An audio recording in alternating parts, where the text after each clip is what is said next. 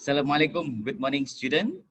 Today we continue our discussion on Indonesian foreign policy in Reformation era. So this period start in 1999 because 1998 Reformation era and President Habibie in position only in transition. After that, elected the President Gus Dur in 2 years. After that, 3 years President Megawati Soekarno Putri. So like in old era that political dynamism after reformation also in unstable political situation. We will discuss this and what is the main idea of uh, the consistency of the principle. We will see and discuss this. Okay, I will share our topic discussion.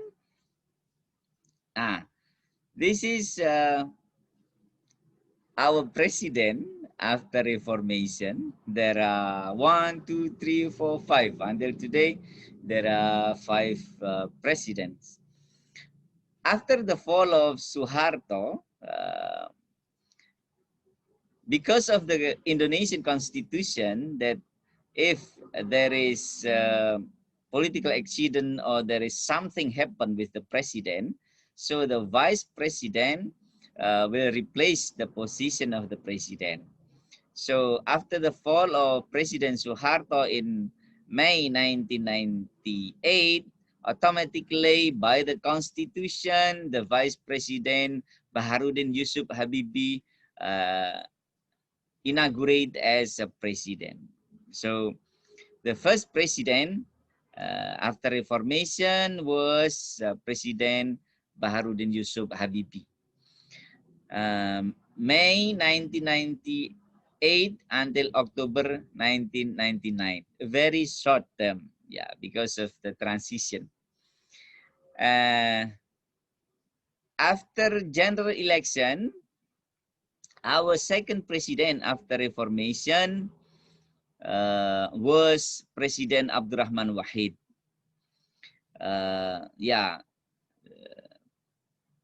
President Abdurrahman Wahid also in unstable political situation.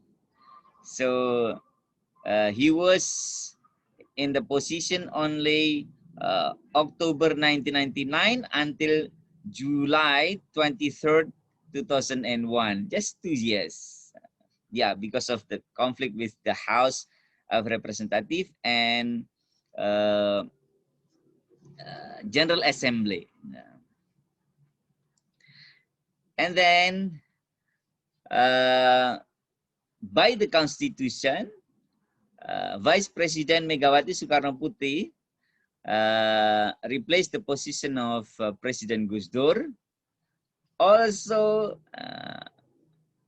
or until the full period of this presidency. So, because President Gus Dur 2 years, then President Megawati Soekarno Putri finished this period only in 3 years.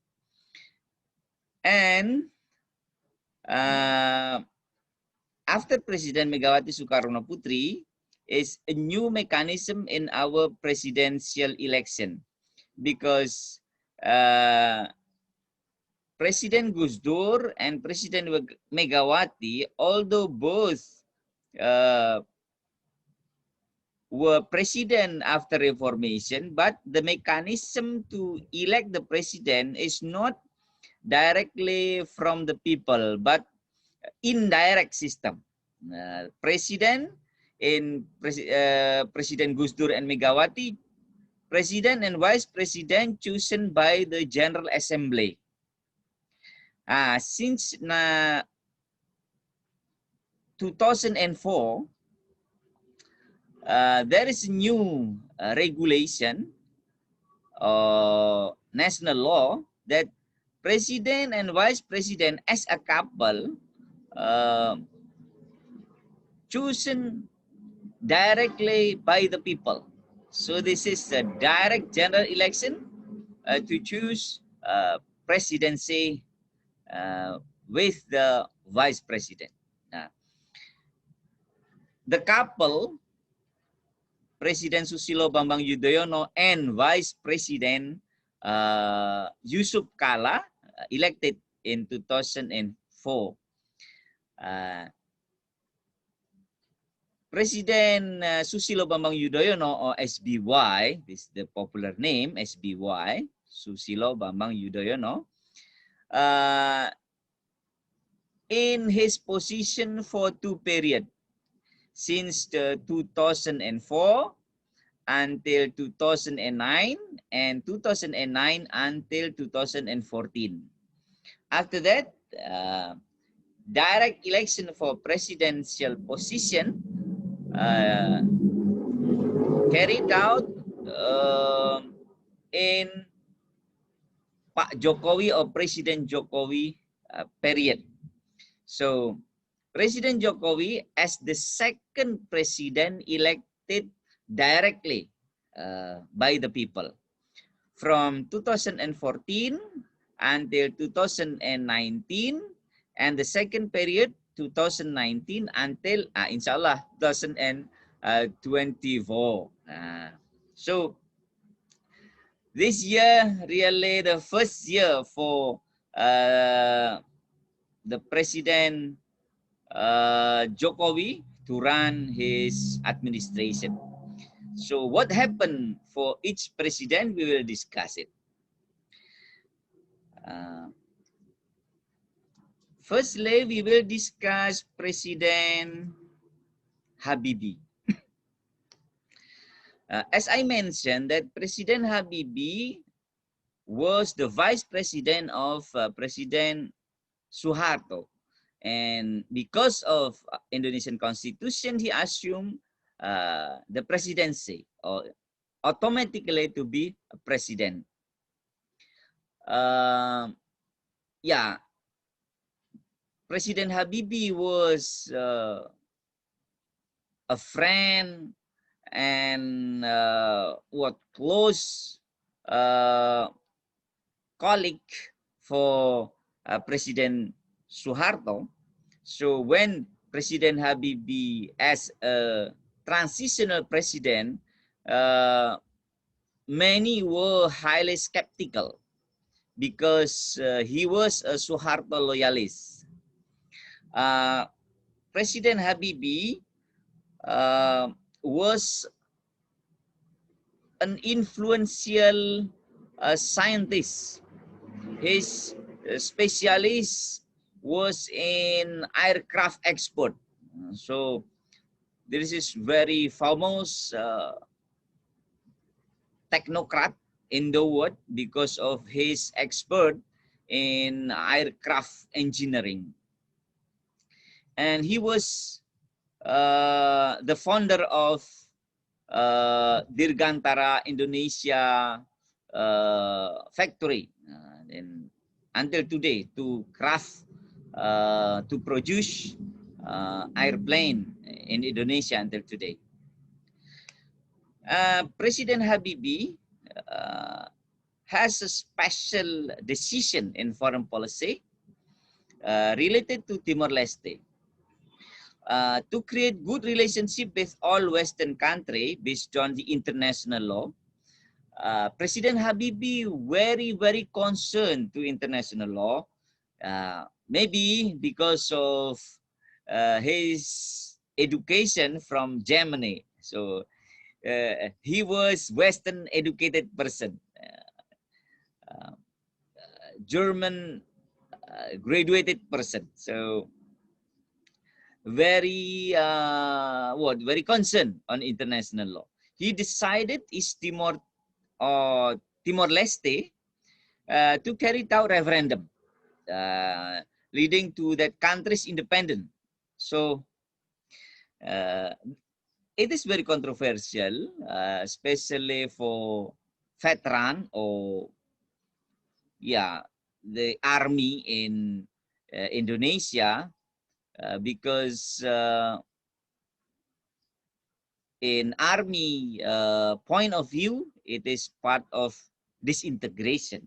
But under international law, this is one of the solution because of what I said last day as annexation. And annexation is illegal action for international law. So President Habibie, based on international law and the spirit of decolonialization, released Timor-Timor, and Timor-Leste get their full independence in 2002. President Habibie failed to nominate president in 1999 because his accountability report was rejected by the People's Consultative Assembly, or MPR-RI. This rejection was entirely due to political reason, not objective. All of the General Assembly were close friends to the President Habibie. Amin Rais, leader of PKB, Gus Dur, Megawati.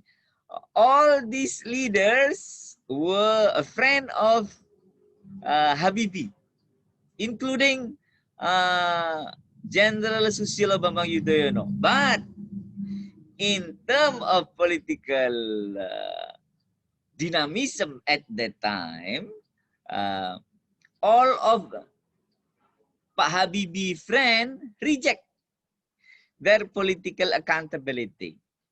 Why? Yeah, because of the close relation between Pak Habibie and President Soeharto history. Not because of the quality Pak Habibie. Objectively, Pak Habibie is high valuable person, high quality. But because of the political relation between the old regime, President Soeharto regime, and Habibie, so the political leader at that time skeptical about the President Habibie roles in the Reformation. And this rejection was, entirely political reason because of the relation between President Habibie and Suharto regime. So it is rather, not objective, absolutely not objective, but this is the real politics. Okay, you can see in this picture that because of the President Habibie decision, very monumental for Timor-Leste leader and people. So you can see here that Sanana Gusmao, as the first president in Timor-Leste, very close relation to the President Habibie. When President Habibie was sick in hospital, several times President Sanana Gusmao come to President Habibie to see to see as a friend, not political visit. And the name of President B.J. Habibie as one of the name of landmark. This is the big bridge in Dili, Timor-Leste. So it is very monumental building in Timor-Leste, named by Habibie name. So this is one of the evidence that President Habibie and the leaders and the people of Timor-Leste, they have close relation and very respect to President Habibie. This is one of the expression to love and respect to President Habibie from the people and the leader of Timor-Leste until today. After President Habibie and in October 1999, the first election after Reformation, done in 1999, May, and elected the new president in October. The name was Abdurrahman Wahid. He was a Muslim cleric, the president of Nahdlatul Ulama, Islami mass organization. Nahdlatul Ulama was founded or established by Gus Dur Abdurrahman Wahid. The nickname is Gus Dur. Nahdlatul Ulama was founded by Gus Dur or Abdurrahman Wahid grandfather. So yeah, it is historical. And the father of President Gus Dur was the first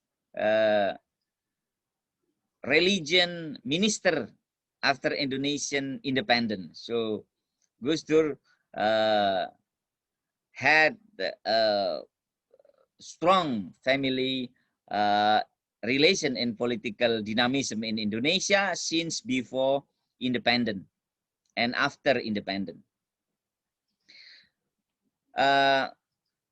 Gus Dur did not effectively cope with the separatist demands of Aceh. Yeah. In 1999, there is a proposal for referendum in Aceh and in Papua. And Gus Dur tried to create dialogue to Aceh and also Papua, but he failed to make agreement between Aceh and Jakarta, and after that still conflict.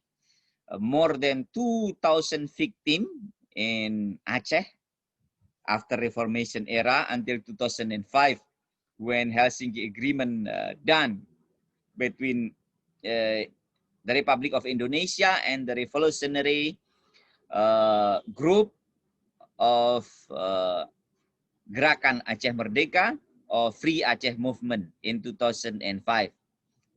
Gus Dur failed to make a peaceful situation in Aceh at that time and tried to make a good good hope for Papuan people with change Irian to a new name, but this is the original name of the West Papua. Irian Jaya to be a new name. The name is the old name and the original name. That is Papua. Papua is the original name of Irian Jaya. Irian Jaya, a name given by President Sukarno. This is the acronym. Irian mean ikut Republik Indonesia and anti-Nederland. Irian ikut Republik Indonesia dan anti-Nederland. In English, Irian mean follow the Republic of Indonesia and anti-Nederland. This is Irian. That is why in referendum for Papua, President Sukarno and General Suharto at the time tried to make all of treatment and what effort to win the process of referendum in Papua at the time. So Irian is a political name because it was born from a political conflict between Papua, Netherlands, and Jakarta at that time, and the original name was Papua. And President Gus Dur gave the name for people and the land in Papua. Unfortunately, President Gus Dur face wild parliament. Why I say wild? Because after Reformation, the political characteristic of the parliament in Indonesia, both in the central government and also in regional government, very, very wild. It is easy to fall down the executive. Not only president, but also governor, mayor, or head of district. At that time, political tension among the political parties was very high. So it is easy to burn a conflict between the executive and legislative at that time. President Gus Dur made monumental decision, although in short time, and it is very, it is very important for Chinese person, because in President Gus Dur era, Chinese person get their full nationality, Indonesian nationality. And President Gus Dur was named as the father of Chinese in Indonesia. Bapak orang Cina di Indonesia was President Gus Dur. Why? Was President Gus Dur a Chinese? Oh no, but because of the decision. Because of the decision. Historically, the problem of Chinese person citizenship in Indonesia emerged when Chinese government and Chinese person support the G30 SPKI revolution. So this is the fact that Communist Party in Indonesia supported by the Chinese person. So President Suharto and Muslim leader at that time tried to protect and make a punishment for Chinese people that they don't have a full nationality or citizenship in Indonesia. So the floating status of citizenship, and they only recognized as temporary people in Indonesia, run for a long time, since President Suharto in 1966 until President Gus Dur in 2001. So President Gus Dur in Chinese point of view, he was a hero, because of this decision to recognize full citizenship for Chinese in Indonesia. Unfortunately, President Gus Dur was impeached in 2001 because of the political conflict with the House of Representatives and General Assembly, or the BRRI.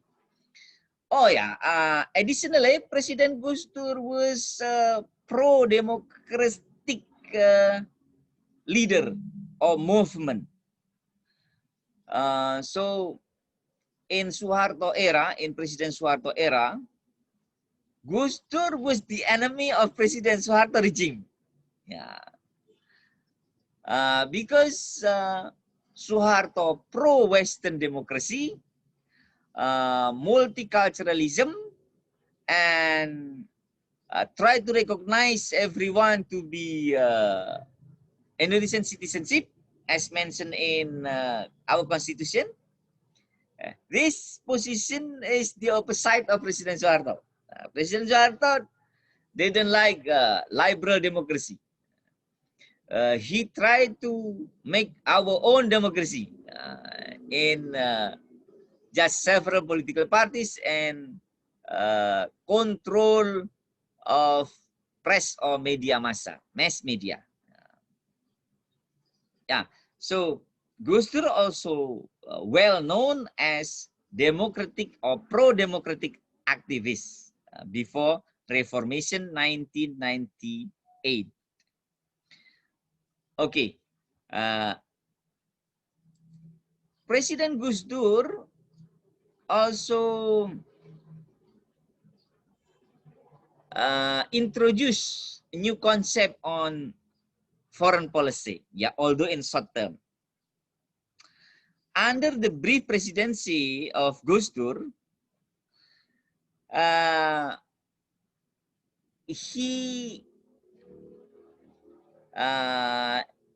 he ordered Professor Alwi Shihab as Ministry of Foreign Affairs. Alwi Shihab is a professor in theology in Canada University. And he stated that Indonesia would follow an ecumenical foreign policy with a strong trend toward globalism. Ecumenical is a Christian word.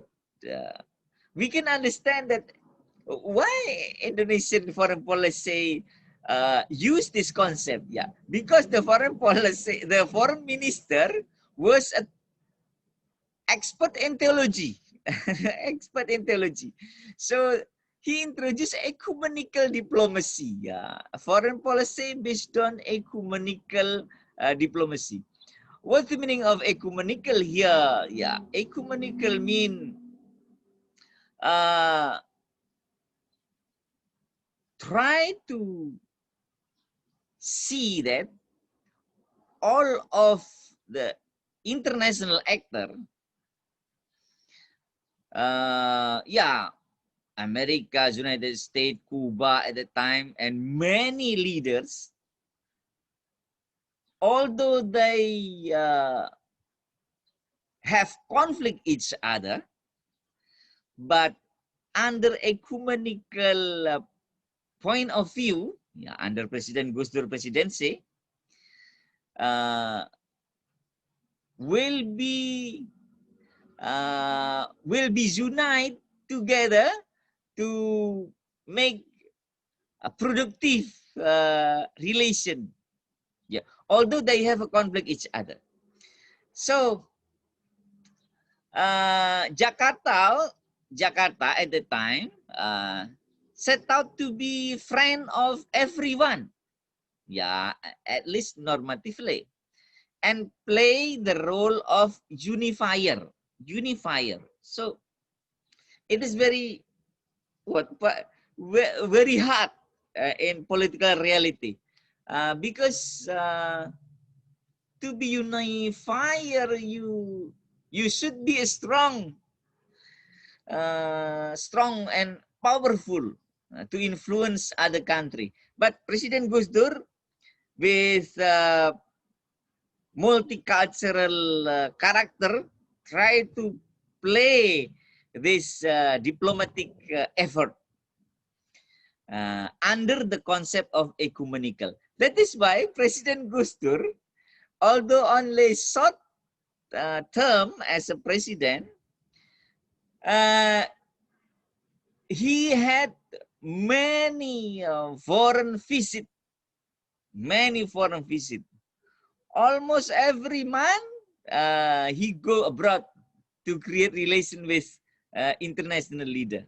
So, yeah, under his concept of ecumenical diplomacy, how to be a unifier, to unite all element in international relation and actor. Gus Dur went to Cuba immediately after visiting the United States and open communication with Israel. Gus Dur also active make communication with Israel. It is very controversial in Indonesia. Yeah. As Islamic leader, Gus Dur tried to create a formal relation to Israel. Yeah, absolutely. Islamic organization reject this and very hard and sharp criticism to Gus Dur presidency. After Gus Dur left office, the concept of ecumenical foreign policy also went out of fashion or mode in Indonesian foreign policy. So because it is too idealistic concept, and the Indonesian foreign policy leader in bureaucracy in Department of Foreign Affairs, for example, see this concept is not applicable for the condition of the world at that time. Okay, after President Gus Dur impeached in 2001 by the Constitution, Megawati as a vice president inaugurate as president, replaced the position of Gus Dur. The political dynamism in Indonesia at that time is very, very conflictual among the political party. So you remember about our history before 1959, before President Decree or Decree President, our government up and down and every year change. Yeah. After Reformation era also, every 2 years our president change. So this is the reality. This is the reality. There is no special policy on foreign policy under President Megawati Soekarno Putri, and President Megawati was a president of PDIP, Indonesian Democratic Party for Struggle. PDIP, P mean perjuangan, PDIP, Partai Demokrasi Indonesia Perjuangan, Indonesian Democratic Party for Struggle. So why the name like this? Because to opposite the PDI under President Soeharto control. So President Megawati also a Soeharto enemy in before Reformation era. That is why between Megawati and Gus Dur was very close friend, very close friend. So both as president and vice president as a couple. Okay, there is no special policy under her presidency, and Indonesian foreign policy still in consolidation related to the domestic condition at the time. Until 2004, this is what I say as new mechanism in presidency general election. President Susilo Bambang Yudhoyono replaced Megawati position as a new president.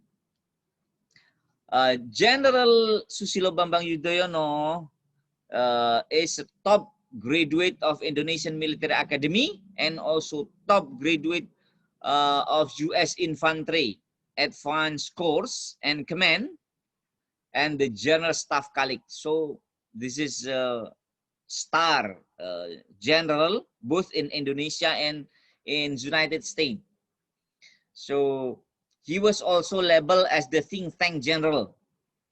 He has a strong relation with Reformation activists like Gus Dur, Megawati, and Amin Rais as Reformation leader at the time, because of the capacity of Susilo Bambang Yudhoyono as intellectual and military accord. So he is a very intellectual person.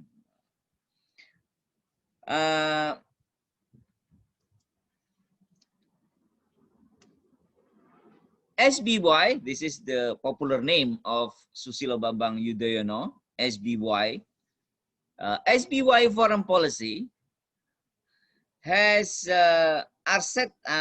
asserted that Indonesian foreign policy is based on thousands of friends, later a million, and zero enemies. Yeah, this is the spirit. All of the countries around the world are friends. Foreign Minister, Mr. Ambassador Marty Natalegawa has popularized the concept or the doctrine of the dynamic equilibrium. Dynamic equilibrium.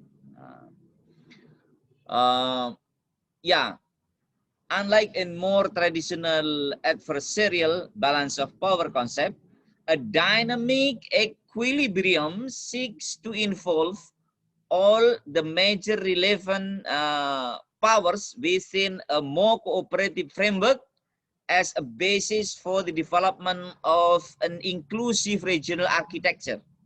Yeah, Indonesia tried to understand new structure of international relations. This is rational. This is more, practicable, and this is more calculated action, so measurable, and also try to make new way from the other president before the President SBY. Yeah, because as intellectual, President SBY tried to make a new way in international relation under the spirit of independent and active. So there is something continue and change in Indonesian foreign policy. If we see what done by President SBY, there was a strong need of pragmatism and desire for a safe neighborhood in Indonesian foreign policy.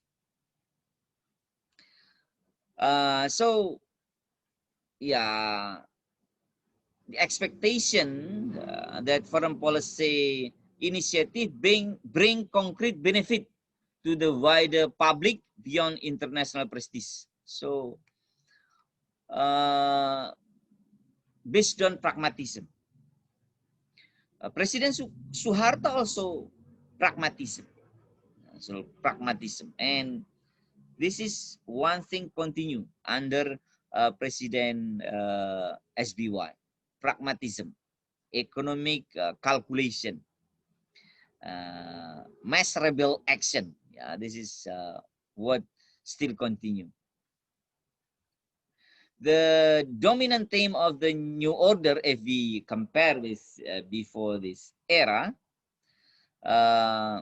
continue to color Indonesian regional and international outreach, though new themes have also emerged, such as the promotion of Indonesia's soft power asset as the world's third largest democracy and the largest majority Muslim nation.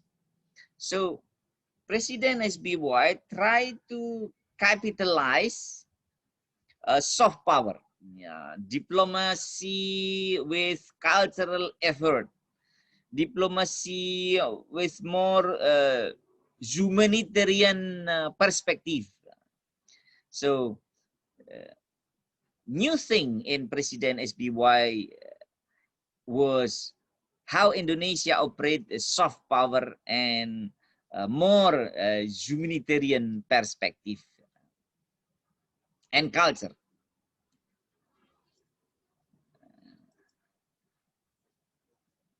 And Indonesia has in fact continued its concentric circle foreign policy approach. Yeah, you remember the circle? There are 3 circles. ASEAN, Pacific, and around the world, still continue.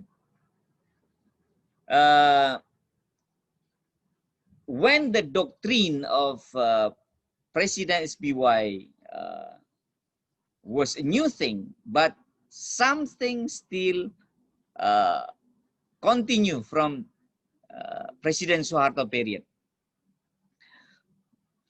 Indonesia still continue the concept of concentric circles in foreign policy, with much national time and energy devoted to the realization of the ASEAN community by 2015. Beyond ASEAN, priority has been given to relation with the ASEAN plus 3, China, Japan, and South Korea. Indonesia also initiated the East Asia Summit and more active in APEC. That is why Indonesian foreign policy under President SBY more active in ASEAN, more active in East Asia Summit, and more active in APEC conference and relation.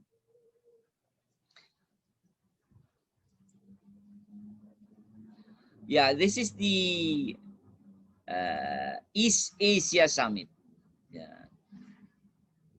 Exposing the concept of a dynamic equilibrium, this is a new thing, and inviting all the relevant great power to the East Asia Summit, where no one power dominates. Jakarta is indeed trying to be a champion of the foreign policy in the region. Yeah, this is the ambition. Under the concept of new dynamic equilibrium, President SBY tried to be a leader in Asia. Yeah, if not in Asia, in regional, in ASEAN. This is the obsession. And we can see in a positive side that Indonesia more active in a region, both in ASEAN and also East Asia and APEC. So, what are change between President Suharto foreign policy and SBY foreign policy? First, military personnel in Department of Foreign Affairs. You remember that President Suharto in the beginning of his presidency tried to militarize the foreign policy personnel. Yeah, to make cleansing, purifying from the Sukarno's supporter under the Department of Foreign Policy, because it is kind of double agent. Firstly for the President Sukarno, but secondly for the Communist Party. So President Suharto tried to cleansing this personnel, and that is why military entered the Department of Foreign Affairs at that time. And what happened in SBY?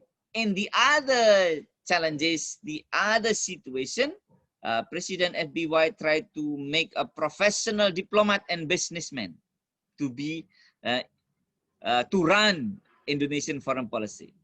Diplomat career and also businessman. Why? Because Indonesia tried to expand their trade and how to get aid and investment for foreign countries. So the economic reason enter the consideration to fulfill a personal and diplomatic position. Secondly, President Suharto still in traditional mode of diplomacy. Yeah, traditional, formally, state to state, like this. But President SBY tried to play multi-track diplomacy. Yeah, more modern, more intellectual, more cultural, more complex relation. Not only state-to-state diplomacy, but also people-to-people diplomacy. Education, sport, and other effort to express our spirit of friendship to the other country. And the third, economic and military power. Economic, this is what? This is the character of old diplomacy, like stick and carrot. in your realism theory. Yeah, President Suharto absolutely a realism theory perspective. So economic and military power. President Suharto tried to increase his power under economy and military as the five general. Vice General in Indonesia historically only for 3%. Firstly, for General Sudirman in the independent era. Secondly, General Suharto. And the third, General Nasution. Only 5 general in Indonesia until today. And President SBY, not only economic military, but try to play soft power and promote Islamic moderate as asset for diplomacy. This is very strategic as a cultural strategy because Indonesia is the Muslim majority and also the biggest Muslim society in the world. Not Saudi Arabia, not Pakistan, not India, not other country, but Indonesia, the highest number of Muslim society. So President SBY tried to socialize to other countries that Indonesian Muslim is not like in Arab countries in Middle East. We can see that between Yemen and Saudi Arabia, Iraq and Iran, all countries are Muslim countries, but each other conflict and turn to war. Nah, President SBY tried to introduce that Indonesia is a moderate Muslim country. We reject terrorism. We reject extremism in Islamic view. So, yeah, the same, really the same between Indonesia, Malaysia, Brunei, and ASEAN countries because Indonesia, Malaysia, Brunei, Darussalam, all these countries in one Islamic thoughts or madhab. The name is Shafi'iyah or Imam Shafi'i under Imam Shafi'i madhab. So if you go to Indonesia, go to Malaysia, go to Brunei, we feel the same. We feel the same because of there is Islamic perspective as as a glue between us. So President SBY tried to announce, tried to endorse that Indonesia was moderate Islam, like Malaysia, like Brunei Darussalam. We reject terrorism, extremism, racism. Yeah, as Muslim moderate, we open to other countries. We open to all religion, race. You see in Indonesia today, day after day, we increase our religion, formal religion in Indonesia. After Muslim, Islam, Catholic, Protestant, Hindu, Buddhist, and now the newest is Konghucu. Konghucu as a formal religion in Indonesia. So we tolerate to other religion, open. You see Borobudur, you see Bali, inside the majority Muslim, they happy, they feel peace inside the Muslim country or society. Why? Yeah, because we are tolerate, we are moderate. We are moderate Muslim as an asset for our diplomacy. So we can make dialogue to United States, to Uni Soviet, Russia.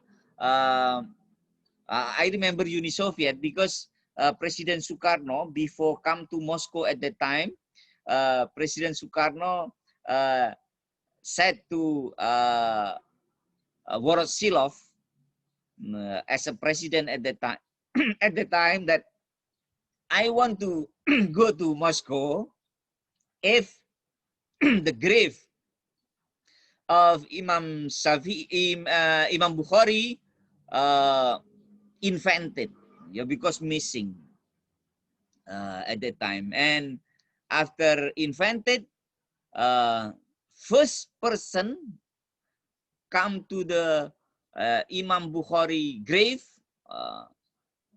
was President Sukarno.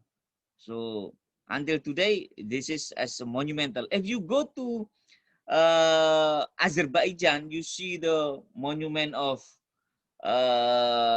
Imam Bukhari in Bukhara, near Samarkand. That is one of the evidence that President Sukarno relation between Indonesia and Moscow or Uni Soviet at that time. Okay, so very different style between President Suharto and President SBY. It is like old generation and young generation. Different style in different condition or different time. So that is the style of President SBY policy for 2 periods or 10 years presidency. So from 2004 until 2014. After that, President Joko Widodo replaced the position of the President SBY. What do you think about President Jokowi foreign policy? This is our next discussion. Okay, thank you for your attention, and time is up. Thank you very much. Assalamualaikum.